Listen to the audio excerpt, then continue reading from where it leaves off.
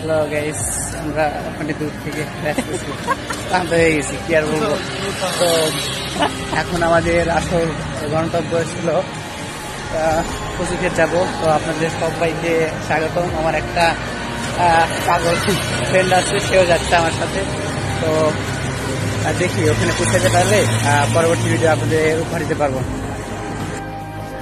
ভিডিওর সামনে যেটা দেখতে পাচ্ছেন এটা হলো সেনা প্রাঙ্গণ।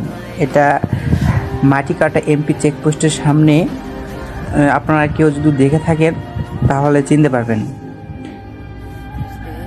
তো যাই, আপনাদের দেখানো হয়েছে, রওনা দিতে লাগছি। রাজু ভাই একটু আগে আগে যাচ্ছে, কারণ ওরে নাকি খিদে লাগছে।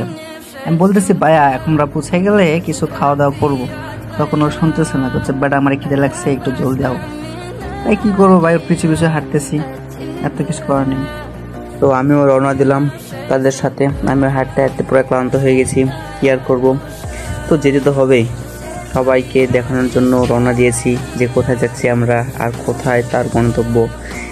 এই মূলত নিয়ে একটা ভিডিও করতে চাইছিলাম, দেখি পারি নাকি। আপনারা সবাই সাথে থাকেন, আমি চেষ্টা করতেছি সবাইকে দেখানোর জন্য। জানি সবার ভিডিওটা ভালো লাগবো, তবে নতুন তো তাই সবার কাছে খারাপ লাগতে পারে, বলতেও পারে পাগল কি বানাইছে এগুলো। তো দোয়া রাখেন। মূলত যেটা দেখতে পাচ্ছেন এটা হলো মিরপুর 14 সাইটে যেগুলো এক পার্কের মতো আছে, ওগুলোতে এগুলো দোকান বসে। চলে যাব এখানে কম দামে সব রকমের জিনিস আপনারা পাবেন। খাবারের জিনিস থেকে শুরু করে বিভিন্ন রকমের জিনিস, সবজি,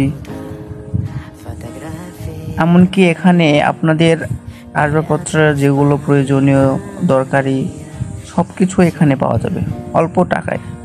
তো সামনে গেলেই আরও দেখতে পাবেন অনেক কিছু আছে, তবে এটা হয়তো অল্প, এটা সব জায়গায় সবখানেই পাওয়া যায়। তবে এই 14 নম্বর একটু ভিন্ন, এখানে অল্প টাকায় সব কিছু পাওয়া যায়।